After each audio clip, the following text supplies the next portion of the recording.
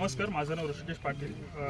मी advocate आहे आणि पर्यावरणीय प्रश्नांवर काम करतो.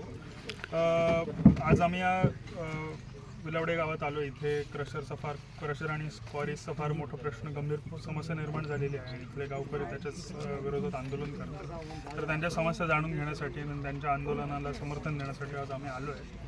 तर इथे येऊन मी इथल्या लोकांचे जे काही प्रश्न आहेत ते समजून घेण्याचा प्रयत्न केला. फोटोज बघितले, इथे काही लोकांचे ब्लास्टिंगच्या वगैरे ज्या काही समस्या आहेत त्या आपण जाणून घेण्याचा प्रयत्न केला. तरी समस्या फार गंभीर आहे.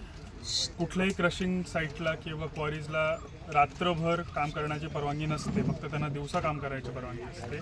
सकाळी 6 ते संध्याकाळी 5-6 पर्यंत, सूर्यास्त होईपर्यंत त्यांना काम करायची परवानगी असते. पण त्याच्यानंतरही लोकांनी मला इथे सांगितलं की ते ट्रकची वाहतूक होती. इथे कुठल्याही ट्रकच्या वाहतुकीवर कुठल्याही प्रकारचं निर्बंध टाकण्यात आलेले नाही आहेत. टार्पोलिन शीट्स त्या ट्रकवर टाकण्यात येत नाही किंवा किती ट्रक येतात त्याच्यावर काही बंधन नाही आहे. परत इथे पाण्याची फवारणी वेळच्या वेळी केली जात नाही. गावाची घरं आहेत ती अक्षरशः स्टोन क्वारीच्या बाजूला अशी अवस्था आहे. तर हे सगळे गंभीर प्रश्न आहेत आणि याच्यामुळे आपल्या कोकणाच्या नैसर्गिक साधनसंपत्तीवर मोठा आघात केला जातो आणि काही 4 लोकांच्या फायद्यासाठी गावाच्या गावं ओसाड केली जातात. इथल्या लहान मुलांना शिकता येत नाही आहे, ब्लास्टिंग अवेळी होतं आहे, त्यामुळे लोकांची झोप उडालेली आहे. तर असे काही गंभीर प्रश्न आहेत, त्याच्या शासनाने दखल घ्यावी.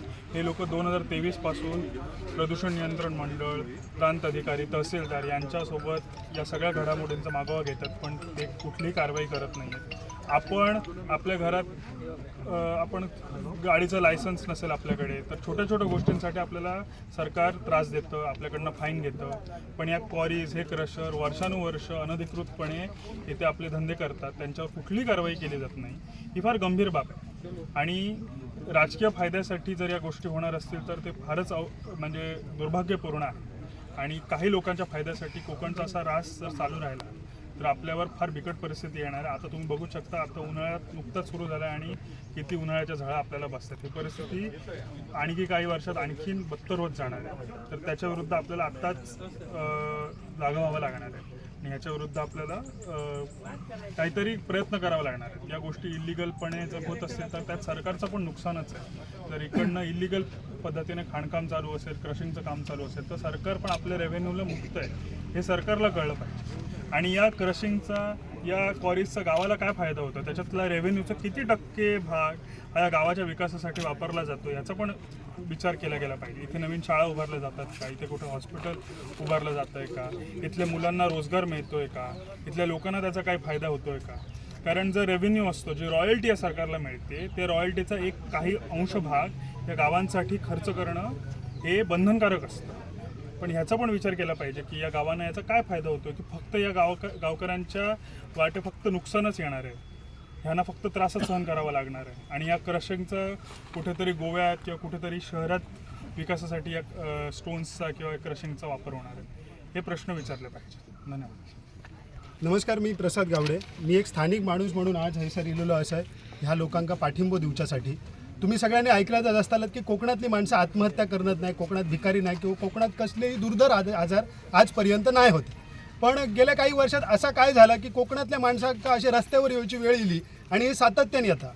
म्हणजे काही दिवसांपूर्वी आम्ही रिफायनरीसाठी तिकडे राजापुरात उभे होतो, आज हैसर ही माणसं आंदोलनं करतात. ह्याच्या आधी 1 महिन्यापूर्वी आम्ही ओंकार हत्तीसाठी आम्ही आंदोलनं करी होतो. म्हणजे म्हाका वाटतं आमची हिसून पुढे सगळी पिढी जी असा ही आमच्या आंदोलनं करण्यातच रस्त्यावरती जातली आणि सरकारान आमच्यावरती एक जबाबदारी सोपवलेली आहे, ती म्हणजे कोकणातलं पर्यावरण वाचवची. म्हणजे सरकारान सगळं नष्ट करायचा आणि ह्या का देवान जागा आम्ही म्हणतो, शिवान ही पृथ्वी निर्माण केली आम्ही म्हणतो ना शंकरान, ती वाचवची जबाबदारी आम्हीच त्याचे खरे भक्त असं म्हणायची आज वेळ येलेली असा. आणि आमची जी कोकणाची जी गाव रहाटी असा, जी आम्ही राखणदार म्हणून ज्याका पुजतो, ज्या माऊलीच्या सातेरीक जी का भूमिका म्हणतो आम्ही तिका पुजतो, तिचं जर काय उद्ध्वस्त होण्याची कॉन्ट्रॅक्ट मात्र सरकारान घेऊची की काय, अशा पद्धतीची परिस्थिती निर्माण झालेली आहे. असा म्हणान ही लेकरा, म्हणान ही गावातली माणसा आज म्हाका वाटतं ह्या सरकारसमोर माझ्या वतीन तुमका गाराणा घालतंय की ह्या अशा पद्धतीची जर वेळ सातत्याने येत असतात तर पुढच्या पिढ्यांचा कोकणाचा भयंकर नुकसान होणारा असा. आज ह्यो आमचो कोकणाचा जो भाग असा म्हणजे ज्याका आम्ही तळ कोकण म्हणतो, सावंतवाडी, दोडामार्ग आणि वेंगुर्ला ह्यो अक्षरशः नंदनवन असा. म्हणजे हैसर की नाही जगातला सगळाच मिळता. म्हणजे या ठिकाणी तुमका भिरणाच्या सोलापासून ते हापूस आंब्यापर्यंत जागतिक कीर्तीची अशी फळं हयसर तयार होतात, पण ती मात्र या धुळीन आता माखलेली असत। म्हणजे तुम्ही जर जाशात ना तर ह्या परिसरातलो जो काजू हा तो एक्सपोर्ट होण्याच्या लायकीचो काजू हा धुळीत पडलेलो हा। कशामुळे तर ह्या क्रशरमुळे। आजपर्यंत ह्या माणसांवरती आंदोलनं करूची वेळ इलेली नाही होती, कारण आम्ही आमच्याबरोबर जंगलांचीही निगा राखलेली होती। त्याच्यात आम्ही आमचो देवचार राखणदार पूजी होतो, पण आज तीच जंगलं वरवडायची, 2-4 झाडं ठेवायची आणि लोकांचा कसलोही विचार न करता फक्त 10% लोकांचा विकास होवचो, त्यांचे खिशे भरायचे आणि त्यांच्या पोरांनी मोठा व्हायचा, मोठमोठे हैसर बंगले बांधायचे, म्हणान आमच्या मातीच्या घरांका सुद्धा तडे पडायचे। अशा पद्धतीचा ह्यो विकास आज हैसर सुरू असा। आज ह्यांच्या विकासामुळे आमच्या शेतात गवेरेडे येतात आणि नंतर सरकारांबरोबर आम्ही काय भांडायचा, वन खात्याबरोबर आमचा पेट्टा, पण खरा आमचा पेट्टा गोया या भांडवलदारांबरोबर।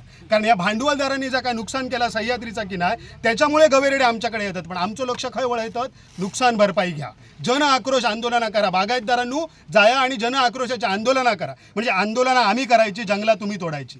आज अशा पद्धतीची परिस्थिती निर्माण झालेली असा आणि हो टोकाचो संघर्ष होऊ नये आणि कोकणात सुद्धा दहशतवादी तयार होऊ नये याची खबरदारी शासनाने घेण्याची गरज असा। कारण आजपर्यंत कोकणातलो माणूस जो काय शांत राहिलेलो असा तो फक्त आणि फक्त या गावराटी या संस्कृतीमुळे, आणि तीच जर तुम्ही उद्ध्वस्त केलात तर कोकणातल्या माणसावरती आज रस्त्यावर येऊची वेळ येतली। आजही कोकणात पैसो इलो तुम्ही म्हणतात, पण 20 वर्षापूर्वी कोकणातलो तरुण जो ज्या पद्धतीने ऐसर जगा होतो, निरोगी आयुष्य जगा होतो, तसं तो आता नाही असा। ह्या पैशाबरोबर कोकणामध्ये चुकीची संस्कृती येता, व्यसनाधीन तरुण आमका दिसता। फक्त बॅटी घेतली आणि मॅची भरून त्यांना IPL सारखे मॅचेस स्पॉन्सर केले म्हणून राजकारण्यांची ह्या संपना नाही। तुमका आज तरुण संपवचो असा, तुमका त्यांना मोबाईलमध्ये संपवचो असा, रील बघून संपवचो असा, आणि आज तुम्ही ठिकठिकाणी जा का आज मॅची भरवून राजकारण्यांचे जे का 5-5 हजार रुपये वाटतात त्याच्यासाठी आमच्या पिढ्या आमका उद्ध्वस्त करूचे नाही असत। आमच्या ह्या मायबापांका आमच्या ह्या आईका कळता म्हणून ती आज ह्याच्या रस्त्यावर उतरलेली असत। तुम्ही म्हाका खास तरुणांका आव्हान असा की ह्यांची म्हाका वाटतं काय खूप वर्षा जागाची रवाक नाही असत, पण आमचं अख्खं आयुष्य कोकणात काढूचा आणि तुम्ही लग्न करून पोरांका जन्माक घालतालात, त्याच्यामुळे त्यांच्यासाठी कोकण जपा हे मी तुमच्या सगळ्यांना आवाहन करतो। नमस्कार, मी प्रकाश जगन्नाथ दळवी, सरपंच विलवडे। आज या ठिकाणी विलवडे व वाफोली या 2 गावांमध्ये ज्या चालू असलेल्या अनधिकृत क्वारी आणि कशा संदर्भात विलवडे गाव पंचक्रोशीने या ठिकाणी जन आंदोलन या ठिकाणी केलेले आहे।